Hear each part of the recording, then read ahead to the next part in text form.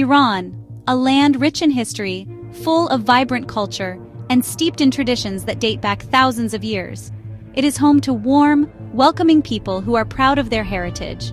But many people around the world only see Iran through news stories about political problems and strict rules, often missing the human side of the story. This simple view doesn't show the whole picture of a country where old traditions and modern life mix seamlessly, and where people stay strong even when things are hard, finding joy in everyday moments. This video aims to show what life is really like in Iran, especially for women who play a crucial role in society. We'll look deeper to uncover a world that's often misunderstood and misrepresented. From the busy markets of Tehran, where commerce and culture collide, to the ancient ruins of Persepolis, a testament to Iran's glorious past, Iran is a land of contrasts and differences. Modern buildings stand next to centuries-old mosques, creating a unique skyline, and the words of ancient poets mix with today's music, blending the old with the new. It's a nation figuring out its place in the world, navigating the complexities of modernity, trying to balance its rich past with the hopes and dreams of a modern future. At the center of this story are the women of Iran. Strong, resilient, and determined, they navigate a complicated world, balancing tradition with the desire for progress, challenging what people think and pushing for change in every aspect of life. Their stories are full of courage, strength, and a spirit that shines even in dark times, inspiring others. Through their eyes, we can better understand Iran, not just as a country with rules and regulations, but as a place full of life, love, and hope for a better tomorrow. The hijab, a headscarf worn by many Muslim women to show modesty and faith, has become a contentious issue in Iran, sparking debates and conflicts. Many women see it as a personal choice and a way to express their beliefs, a symbol of their identity and faith. But the Iranian government mandates that all women must wear it, regardless of their personal beliefs or preferences. This strict rule has led to extensive surveillance and policing, making daily life increasingly difficult for Iranian women. The morality police, known as the Gasht-e-Irshad, patrol the streets, stopping women to inspect their attire and ensure compliance. Even a single loose hair or a headscarf that isn't worn correctly can lead to severe consequences, including fines, jail time, or even violence. This constant surveillance creates an atmosphere of fear and anxiety, severely limiting women's freedom to move and express themselves.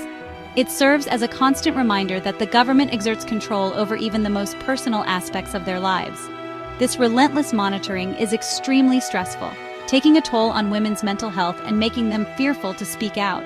People around the world have raised their voices against this practice, condemning it as a violation of human rights. Human rights organizations are documenting these abuses and urging the Iranian government to respect and uphold women's rights. However, the situation remains complex, with the Iranian government insisting that it is merely protecting its cultural values and traditions. Talking about dress codes, especially for women, isn't just happening in Iran. It's a global conversation that spans continents and cultures.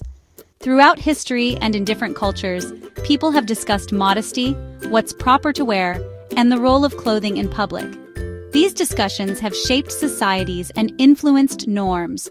From old Roman laws about clothes to modern debates about bikinis, clothing has always been a way to show social rules and cultural values.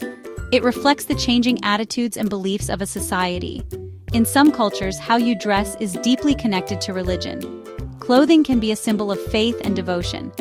For example, in some Jewish communities, women wear modest clothing that covers their arms and legs, and men wear hats and sometimes grow beards. These practices are rooted in religious teachings and traditions. In many Muslim countries, women choose to wear headscarves as part of their faith. This choice is often a personal expression of religious identity. Other dress codes are part of cultural traditions. These traditions can vary widely even within the same country. For example, in some Southeast Asian countries, it's not polite to wear revealing clothes at temples. Respecting these customs is important for maintaining harmony. In Bhutan, people wear traditional clothes in government buildings and schools. This practice reinforces national identity and cultural pride. How dress codes are enforced is also different everywhere. In some places, there are strict laws, while in others, social norms guide behavior. Sometimes it's just what people expect, and you feel pressure to fit in. Social expectations can be powerful. Other times it's the law and you can be punished for breaking it. Legal consequences can vary from fines to more severe penalties. Looking at dress codes around the world shows how complicated the issue is. It's a blend of history, culture, religion, and personal choice. There's no one right answer about what's modest or decent. These concepts are fluid and change over time and place. What's okay in one place might be wrong somewhere else. Understanding these differences is key to global harmony. This is why it's important to understand and respect different cultures when we talk about dress codes and freedom. Embracing diversity enriches our global community. In 2024, the Iranian government made a lot of people angry with a new law that made the rules about women's clothing even stricter and the punishments harsher. This harsh law, seen by many as a way to stop the growing movement for women's rights, shocked people in Iran and around the world. The new law made the rules about improper veiling even stricter and added harsh punishments. These included big fines, jail time, whippings, and even the possibility of death for repeat offenders or those encouraging others to remove their headscarves. Even worse, the law protected people who took it upon themselves to enforce the rules. This made things worse, with people harassing women, yelling at them, hurting them, and humiliating them in public.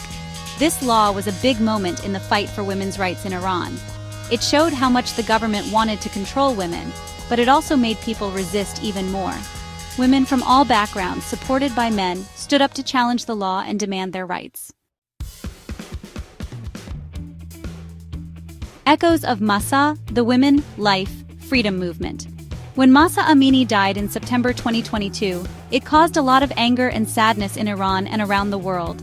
Mahsa, a 22-year-old Kurdish woman, was visiting Tehran with her family when the morality police arrested her for supposedly wearing her hijab wrong.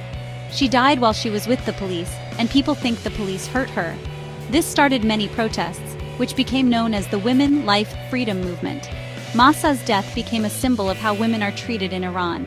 People chanted her name in the streets and online, demanding change. The Women, Life, Freedom movement became about more than just the hijab. People wanted more freedom, an end to human rights abuses, and a stop to corruption and bad leadership.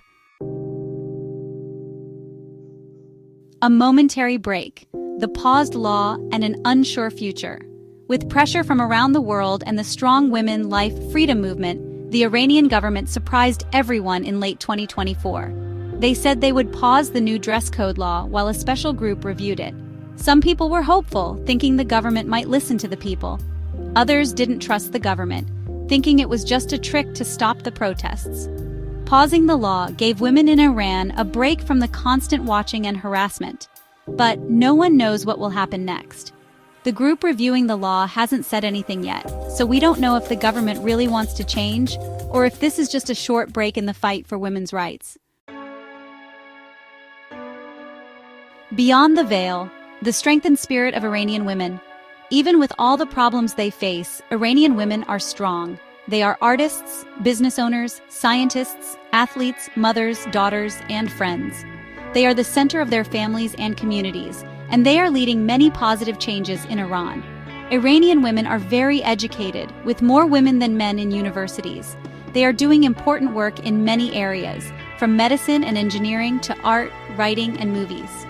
They are breaking down barriers and showing everyone how strong they are. Iranian women have shown amazing strength and determination. They found creative ways to express themselves, start businesses, follow their dreams, and help each other.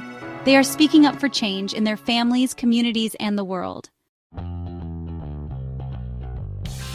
Voices from within, personal stories of strength and hope. To really understand Iranian women, we need to hear their stories. Here are a few examples. Parisa started her own online clothing store, showing that women can be successful in business. Roya is a doctor who helps women in need, even though she faces danger and harassment. Marjan is an artist whose work shows the struggles and triumphs of Iranian women. Fatima is a mother who works hard to give her daughter a better future, teaching her the importance of education, independence, and believing in herself. These stories, and many more, show strength, determination, and hope. They remind us that even when things are hard, people don't give up, and change is possible. Bridging the divide, understanding and caring in a complicated world. Iran, like any country, has a complicated history, culture, and politics. It's a place of contradictions, where old traditions mix with modern goals and where good times are sometimes mixed with hardship. To understand life in Iran, especially for women, we need to look past simple stories and try to understand and care. We need to listen to Iranian women, understand their views, and recognize their challenges without using stereotypes. Understanding and caring about each other is important for good conversations and for making a fairer world. When we listen, learn, and connect with each other, we can find things we agree on, even when we seem very different. And it's in these moments of connection that we find the most hope for a better future.